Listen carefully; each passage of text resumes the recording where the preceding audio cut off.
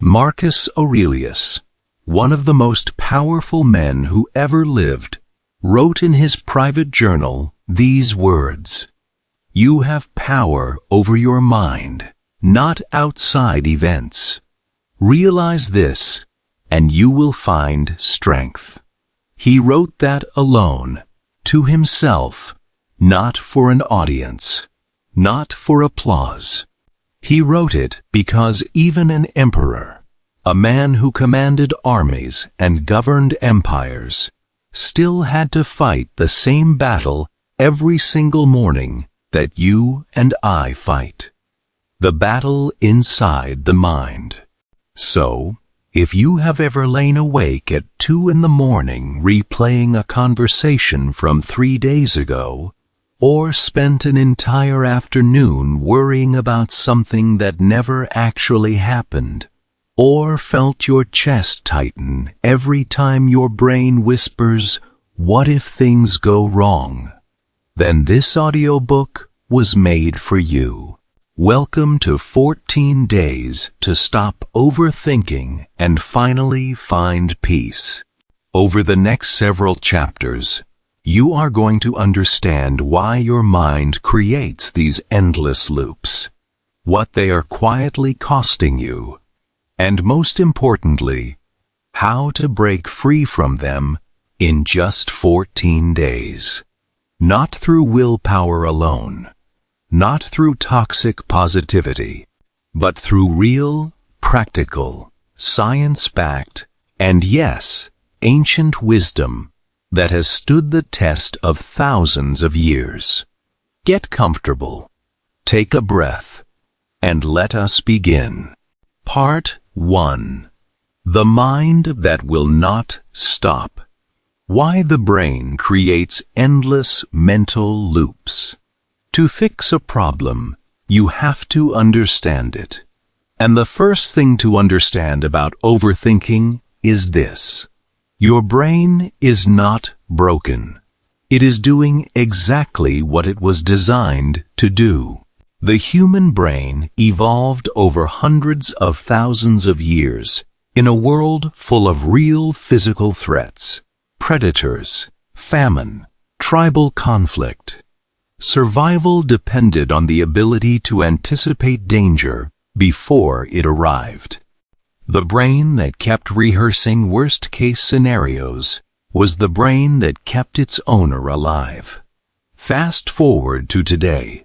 The predators are mostly gone, but the brain has not received that memo.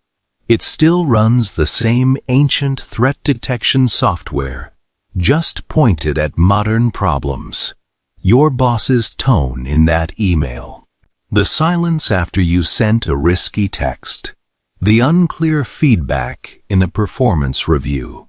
The brain scans all of it for danger, and when it senses uncertainty, it loops, it replays, it rehearses, it catastrophizes.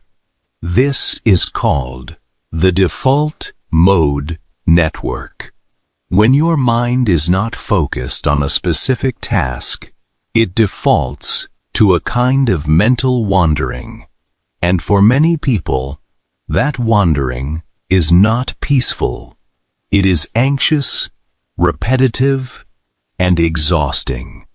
The ancient Stoics had a name for the undisciplined mind. They called it the hegemonicon, gone wrong, the rational faculty misused. Epictetus, who was once an enslaved man with no physical freedom whatsoever, taught that the one thing no one can ever take from you is your ability to choose how you respond to your own thoughts. Not to eliminate thoughts, but to govern them. And that is exactly what the next 14 days will teach you. The hidden cost of overthinking. Most people know overthinking feels bad, but few people have stopped to calculate what it is actually taking from them. Let us be honest for a moment. Every hour you spend worrying about a conversation that already happened is an hour you are not present in the conversation happening right now. Every sleepless night you spend rehearsing tomorrow's problems is a night your body loses the rest it needs to handle those problems clearly.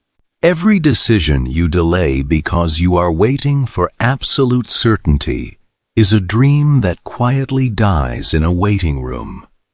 Overthinking does not just cost you peace of mind. It costs you relationships, health, opportunity, and years of your life. Research consistently shows that chronic overthinking is one of the most significant contributors to anxiety and depression. It raises cortisol levels. It disrupts sleep. It impairs decision-making. And here is the cruel irony. The more you overthink, the worse your judgment becomes. The very tool you are using to solve problems, your thinking, becomes degraded by overuse and misuse. The Stoic philosopher Seneca put it plainly: we suffer more in imagination than in reality. Read that again. We suffer more in imagination than in reality. The thing you are afraid of, the embarrassment, the failure, the loss, in almost every case, the imagined version is far more terrible than anything that would actually happen. And yet, the brain treats imagined threats as real ones. Your heart rate rises. Your palms sweat. Your body floods with stress hormones, all in response to something that exists only in thought. This is not a character flaw. This is not weakness. This is a misfiring of a very old survival system, and you can retrain it. Part 2. Stoic Foundations for a Clear Mind. Ancient wisdom for the modern brain. Before there were therapists, there were philosophers. And the Stoics were not theorists sitting in ivory towers. They were soldiers, politicians, enslaved people, and emperors. They were people under enormous pressure who needed practical tools for living. Their philosophy came down to one central idea. There are things within your control and things outside your control. Most of what drives overthinking falls firmly into the second category, and the Stoics had zero patience for wasting mental energy on what cannot be changed. Epictetus wrote, "Make the best use of what is in your power, and take the rest as it happens." This is not passive resignation. This is strategic withdrawal from battles you cannot win, so that you can pour your full energy into battles you can. Here is the first Stoic technique for mental clarity. It is called the dichotomy of control. When you notice your mind spinning, pause and ask yourself one question. Is this within my control or outside my control? If it is within your control, great. Make a plan and act. If it is outside your control, your worry changes nothing about the outcome, but it does change you. It steals your energy, your sleep, and your joy. Practice this daily. When your mind starts to spin up, ask, is this mine to fix or mine to release? The second Stoic technique is called negative visualization, or premeditatio malorum in Latin. It means the premeditation of evils. This sounds dark at first, But hear it out. The Stoics believed that anxiety about an imagined bad outcome is far worse than the calm acceptance of a possible bad outcome. So they practiced deliberately imagining worst-case scenarios, not to dwell in dread, but to dissolve the power those scenarios held over them. Try it now. Think about something you have been overthinking. Now ask yourself, what is the actual worst thing that could realistically happen? Sit with that answer. Not the catastrophic fantasy, but the realistic version. In most cases, you will find that even the worst outcome is something you could survive, something you could recover from. And in that recognition, the anxiety loses a significant amount of its grip. The third Stoic technique is memento mori, remembering that life is finite. This is not morbid. It is clarifying. When you remember that your time here is limited, the mental loops that waste hours of that time start to feel like what they are, an extravagance you cannot afford. Overthinking about what someone thought of your Instagram post 4 weeks ago suddenly seems like a terrible use of the short, beautiful, irreplaceable life you have been given. Part 3. The Anatomy of an Overthinking Spiral. Separating facts from assumptions. One of the most powerful skills you can develop is the ability to separate what is real from what is invented. Here is how an overthinking spiral works. Something happens, a fact, and then your brain immediately begins adding a story to that fact, a layer of interpretation, assumption, and projection. And within moments, you are not responding to what actually happened. You are responding to the story your brain invented around it. A friend does not reply to your message for 2 days. That is a fact. But then the brain begins its narration.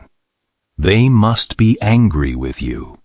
You said something wrong at dinner. They are probably talking about you.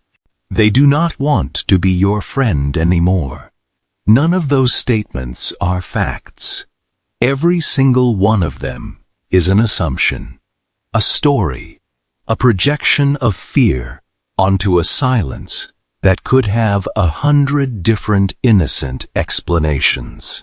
The Stoics called clear perception one of the 3 disciplines of the mind. Marcus Aurelius wrote constantly about stripping away the story from the event and seeing things as they actually are. Here is a simple exercise to practice this. When you catch yourself spiraling, take out a notebook or open a notes app and write 2 columns. On the left, write the heading, "What I know for certain." On the right, write the heading, "What I am adding to it." In the left column, you can only write verifiable facts. In the right column, you write all the interpretations, assumptions, fears, and narratives. Then read the right column and ask yourself, is there actual evidence for any of this? Not feelings, evidence. You will be surprised how little of what your mind insists is true actually has any evidence behind it. This single practice, done consistently, can reduce overthinking by a significant amount. Because most overthinking is not thinking about reality. It is thinking about a story about reality. And once you see the story for what it is, it loses much of its power. Escaping future-focused anxiety. If rumination is overthinking about the past, anxiety is overthinking about the future. And of the two, future-focused thinking is the more common trap. The mind loves to project forward. It creates scenarios, simulates disasters, and asks, "What if?" on an infinite loop. What if I fail? What if they leave? What if I make the wrong choice? What if things never get better? The Stoic answer to this is elegant and simple. The future does not exist yet. You are suffering over a place that is not real. Seneca wrote to a friend, "There are more things likely to frighten us than there are to crush us. We suffer more often in imagination than in reality." And here is what the research on anxiety confirms. The majority of things people worry about either never happen at all or turn out to be significantly less devastating than imagined. The mind inflates future threats enormously. So here is a powerful daily practice for future-focused anxiety. It is called the 5-year test. When you are spiraling about something, ask yourself, will this matter in 5 years? In many cases, the honest answer is no. And in that honest answer is a significant release of tension. For the things that do genuinely matter, ask a follow-up question. What is the single most useful thing I can do about this right now, today? Not in your imagination, not in the future, right now. If there is something actionable, do it. If there is nothing actionable right now, then thinking about it further serves no purpose except harm. Schedule a time to think about it later, and then deliberately return your attention to the present. This is not avoidance. This is discipline. Part 4. Silencing the inner noise. How to quiet the mind without suppressing it. Many people make a critical mistake when they try to stop overthinking. They try to forcefully suppress their thoughts. They tell themselves, "Stop thinking about this. Do not go there. Push it down." This almost never works. In fact, research on thought suppression shows that trying to actively block a thought tends to make that thought appear more frequently.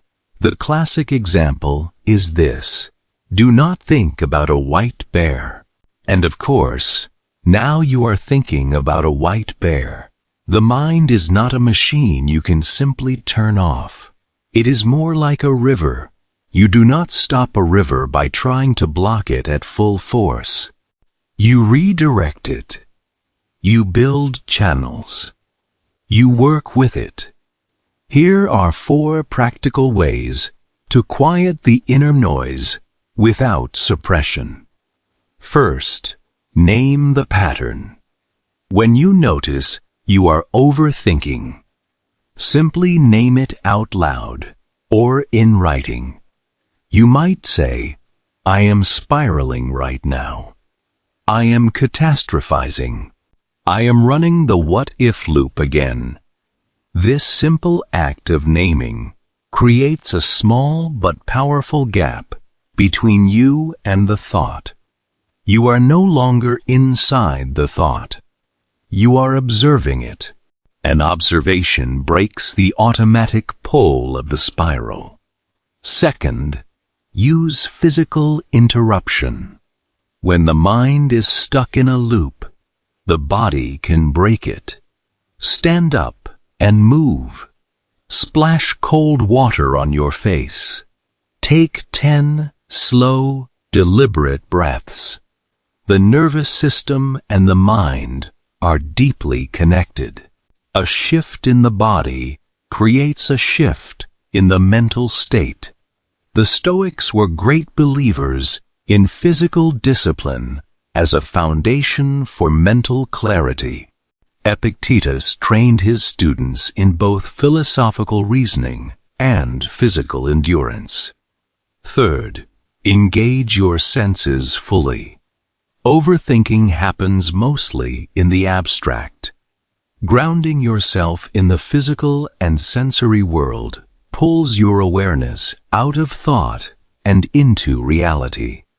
Notice 5 things you can see right now, 4 things you can physically feel, 3 things you can hear. This is not a trivial exercise. It reroutes neural activity away from the overactive default mode network and into sensory processing, which is naturally calming. Fourth, write the spiral out. There is something remarkable about moving thoughts from inside the mind onto a page. The act of writing creates distance. It externalizes the internal storm. It also often reveals just how repetitive the loop is. When you see the same 3 fears written out for the 4th time in a row, the absurdity of repeating them becomes visible in a way it never is when they stay inside your head. Acceptance versus control. There is a tension at the heart of the overthinking struggle that most self-help content skips over. It is the tension between wanting to fix everything and needing to accept what cannot be fixed. Overthinking is, at its core, often a control strategy. The unconscious logic goes like this: if I think about this long enough, I will be able to control the outcome. If I rehearse every scenario, I will never be caught off guard. If I worry hard enough, I am somehow doing something productive. But, as any honest reflection will reveal, overthinking does not produce control. It produces the illusion of control while consuming your energy, your sleep, and your peace. The Stoic tradition has a profound answer to this. Radical acceptance of what cannot be changed, combined with fierce ownership of what can. This is what Marcus Aurelius meant when he wrote, "Accept the things to which fate binds you, and love the people with whom fate brings you together, and do so with all your heart." Acceptance here is not weakness. It is not giving up. It is the recognition that some rivers cannot be dammed, and that trying to dam them will only exhaust you while they continue to flow. Acceptance is choosing to stop fighting reality and choosing instead to engage with it on its own terms. In psychological terms, this is called acceptance and commitment. You accept what is, clearly and without illusion, and then you commit your energy fully to what is within your influence. This is one of the most powerful mental shifts available to a human being. When you stop spending mental energy fighting what is, you suddenly have an enormous amount of energy available for what can actually be done. Part 5. The Psychology of Mental Peace. What peace actually means. Mental peace is not the absence of problems. It is not a state of permanent happiness or a life without challenges. It is something far more practical and far more attainable than those things. Mental peace is the ability to sit with uncertainty without being destroyed by it. It is the ability to face a problem without magnifying it into a catastrophe. It is the ability to experience an emotion without being kidnapped by it. It is the ability to be fully present in your actual life, rather than perpetually living in the mental simulations of past regret and future dread. Psychologically, mental peace is associated with what researchers call emotional regulation.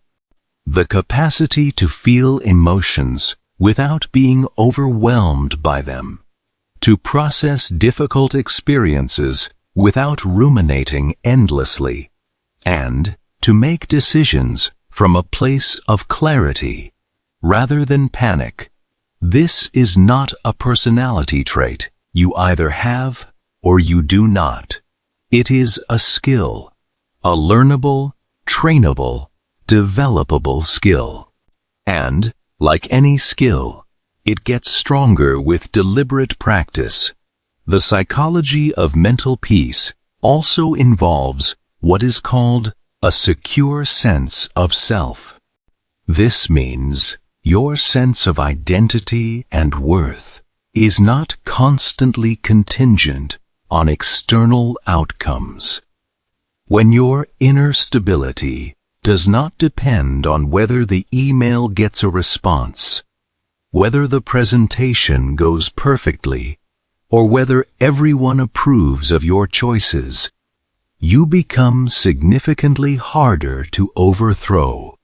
The Stoics built this inner stability through a daily practice of examining values. Marcus Aurelius asked himself each morning, "What would a good person do here?"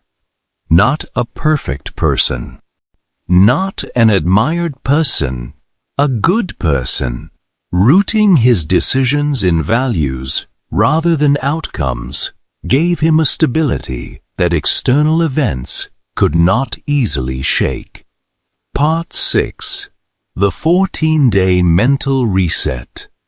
Daily Anti-Overthinking Exercises and the Full Reset Process. Now we come to the practical heart of this audiobook. The 14-Day Mental Reset is not a cure. It is a recalibration. It will not make you a person who never overthinks again, but it will give you the tools, habits, and awareness to catch the spiral early, interrupt it, and return to clarity far more quickly than you do now. Here is how it works. Each day builds on the previous one. The early days build awareness. The middle days build skills. The later days build sustainable habits. By day 14, you will have the foundation of a completely different relationship with your own mind. Days 1 and 2. Awareness without judgment.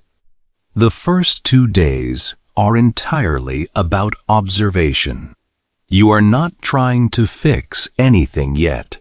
You are just becoming a scientist, studying your own mind.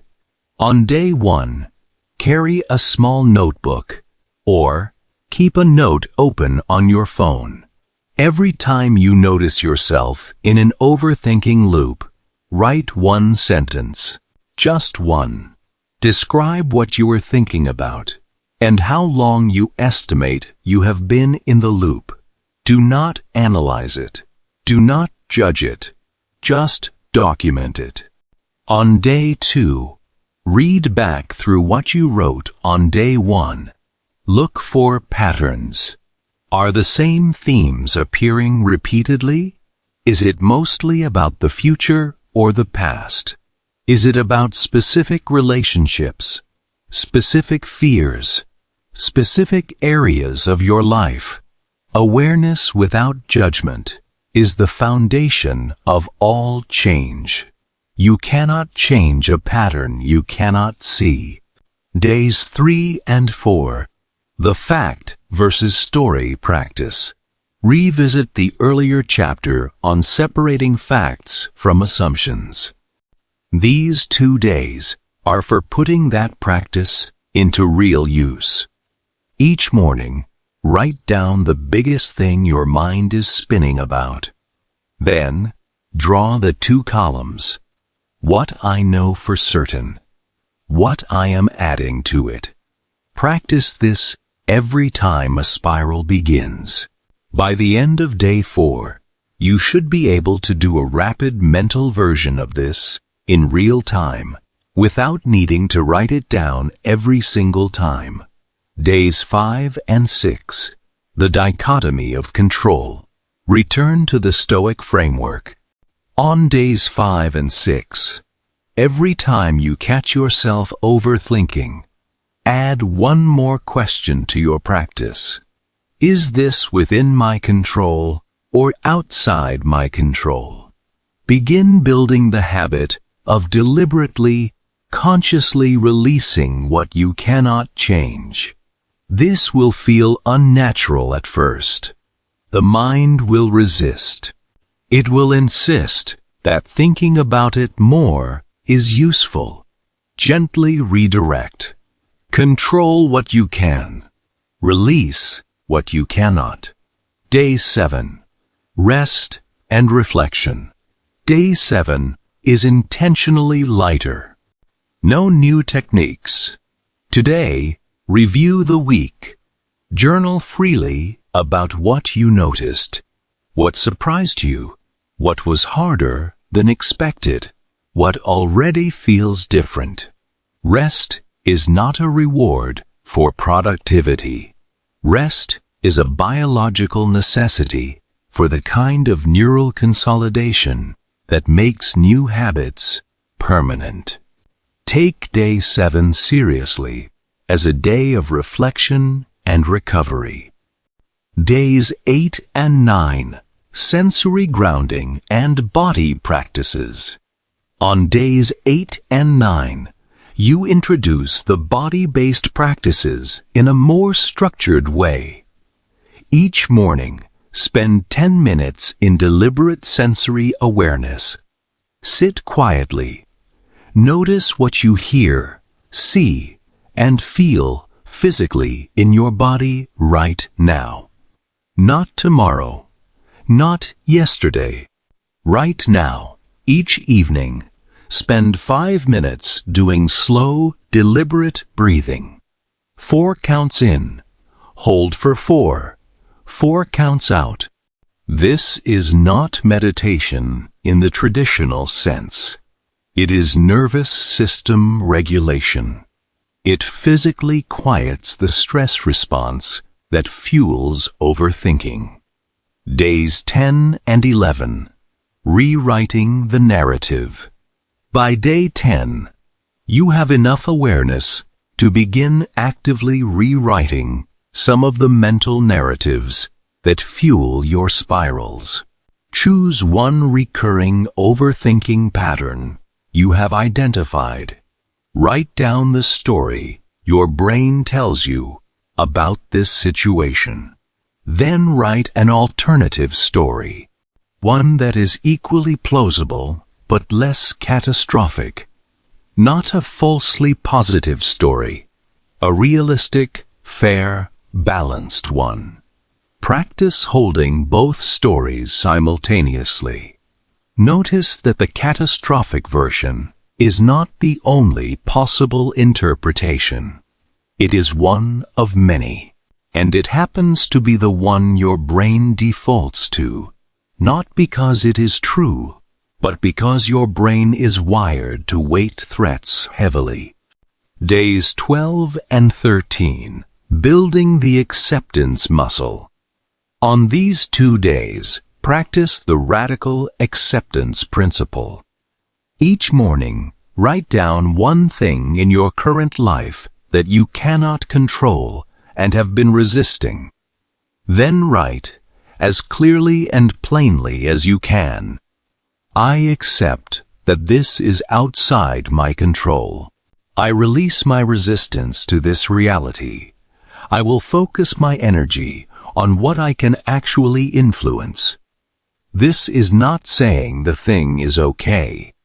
It is saying, My fighting of it serves no purpose, and I am choosing to stop fighting it. This is one of the hardest practices in this entire program. Do not expect it to feel good immediately.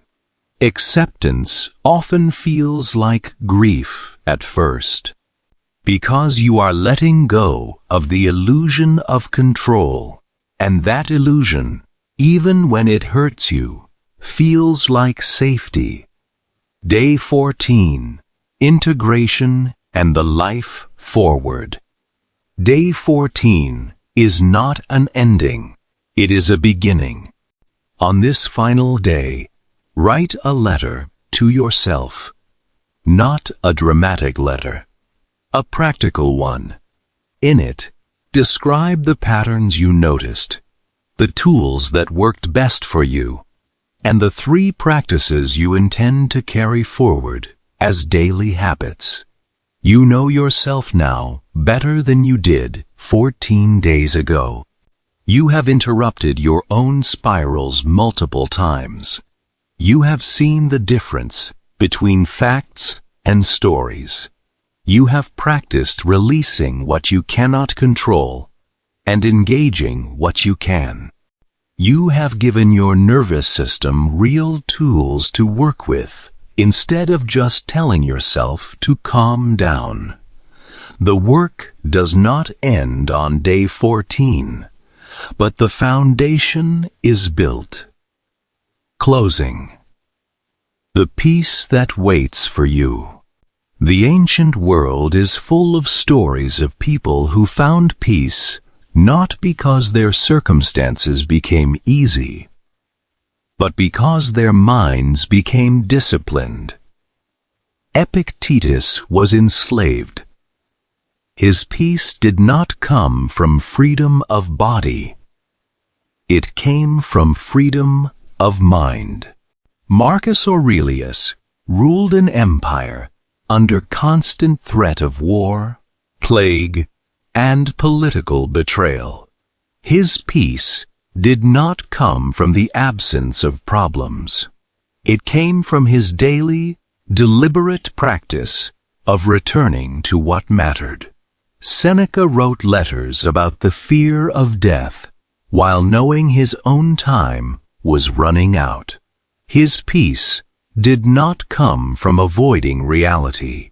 It came from facing it with clear eyes and a settled heart. These were not superhuman people. They were people who practiced, and so can you. The mind that overthinks is not a mind that is broken. It is a mind that has not yet been given the right tools. You have those tools now. Use them every day.